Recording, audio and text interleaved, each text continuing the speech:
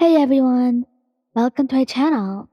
And today I will be reading A Katsuki Suitor by Trashy Hawk on Tumblr. So let's get into it. Katsuki groans internally as someone knocks on the door. For some reason, the smallest things in the world were enough to piss Katsuki Bakugou off.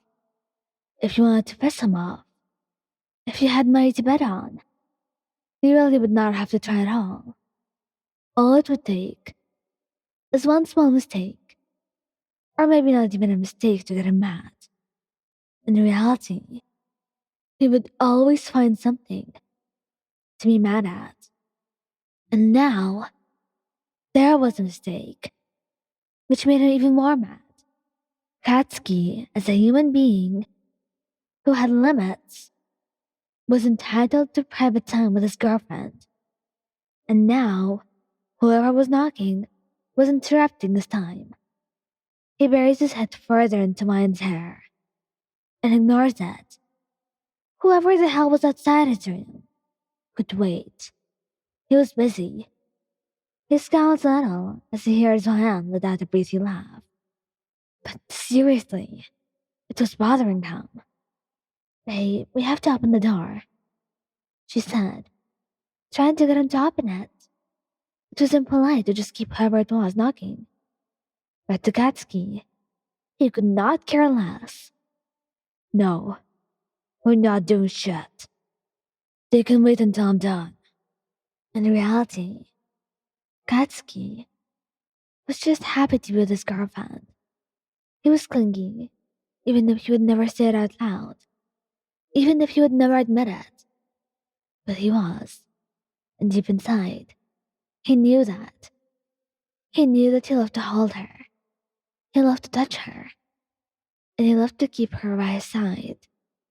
Now getting up from the bed, to open the door, and waste his very deserved personal time with whoever it was outside, well, he'd be wasting as much screen time with his girlfriend, which would also require him to get up from where she was sat on the bed, where she laid in his arms. And that was enough incentive to know that he was not going to get up. No? She pauses the hand running through his hair. But they're waiting outside. And in reality, she herself did not want to move either. She enjoyed their time with Katsuki better. But it also felt rude. My aunt was very comfortable, lying on her boyfriend's very nice chest, running a hand through his surprisingly soft hair. It had been a long day of ear training for both of them, and when she had not protested at all, when he grabbed her hand and practically dragged her to his room, he took it as a chance to have her with him for the rest of the day. And it was a good opportunity for them both to rest and get their fill of hugs. She could feel his soft breath fan over her head. The state of eyes and fall of his chest was soothing. The natural warmth he emitted was enough to make her completely melt against him. Like a petal. She didn't mind as long as they got to be close like this. And frankly, as polite as she was, she really could just ignore it this time. Whoever was waiting outside would just have to suck it up. But then, another random knock jars her, and she jumps. Sighing, she moves to get up, only to be stopped and tugged back down into his arms quickly, right where she was on his chest. Don't move, you idiot, he grumbles in a low voice, tightening his hold on her. They go the hell away soon. And well, it was not like he was wrong. It was true. They would go the hell away soon, just as Katsuki had said. But it didn't stop it from annoying her, but complied nonetheless. While Katsuki let his eyes slip shut again, it sounded for a few seconds before the knocking comes back for longer, more insistent this time. accompanied by a familiar voice. Dude, I know you're in there. You gotta hear this, man. Unlucky, unfortunate Dinky was waiting at the door for Katsuki, who really could not care less. You have 5 seconds to get the hell away from my door. And leave me alone before I come out there and kill you, Pikachu. His annoyed loud voice startled Vian, even though she knew there was no way in hell it was directed towards her. But she still automatically gripped the front of his tank top, holding onto it.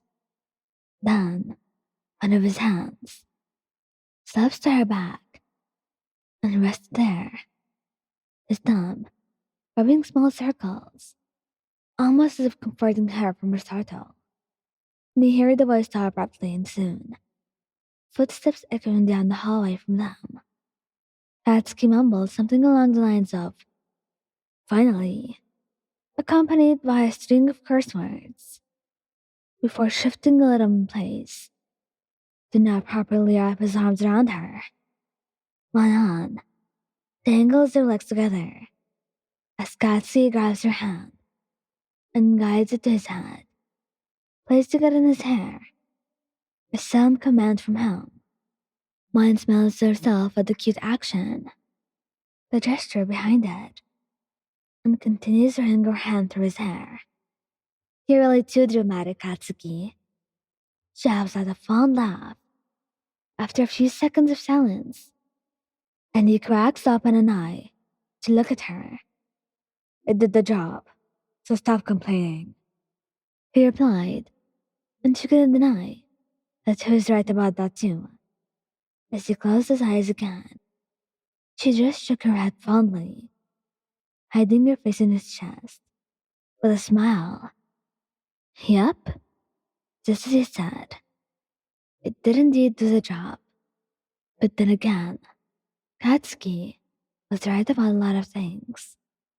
And right now, as he was holding her, he realized that there was nothing more right in the world than choosing her as his girlfriend. Thank you guys for listening. Don't forget to like, subscribe, and comment. I hope you enjoyed listening to this as much as I did making it. Anyway, goodbye.